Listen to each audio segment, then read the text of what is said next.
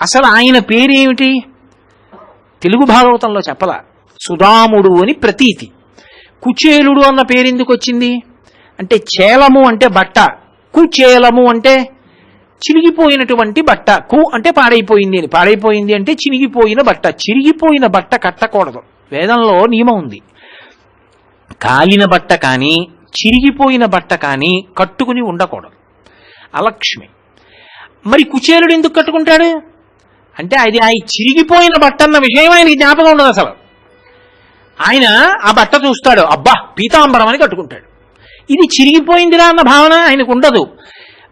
బ్రహ్మవేత్తలను అర్థం చేసుకోవడం అంత తేలిక కాదండి.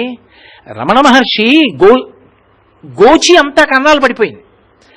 అప్పుడప్పుడు ఆ గోచి తడిపి ఆరేసేవారు, తువ్వాలు అలాగే ఉండేది అయింది, అన్నీ కన్నాలే.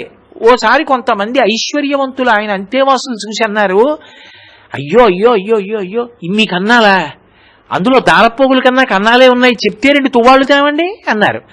ఆయన అన్నారు, కన్నాలా, ఇంద్రుడు నా గోచి సహస్రాక్షుడు, ఎన్ని కన్నాలో చూడండి అన్నారు. తృప్తున్నవాడికి దరిద్రం ఏమిటి? ఆయన గోచి చిరిగిపోయింది ఒకసారి.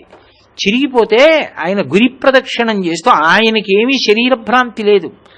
చుట్టూ ఉన్నవాళ్ళు అనేవారు, భగవన్ మీకు శరీర స్పృహ లేదు కానీ లోకం ఉందిగా, ఓ గోచి పెట్టుకోండి అన్నారు. అంటే పెట్టుకునేవారు ఆయన.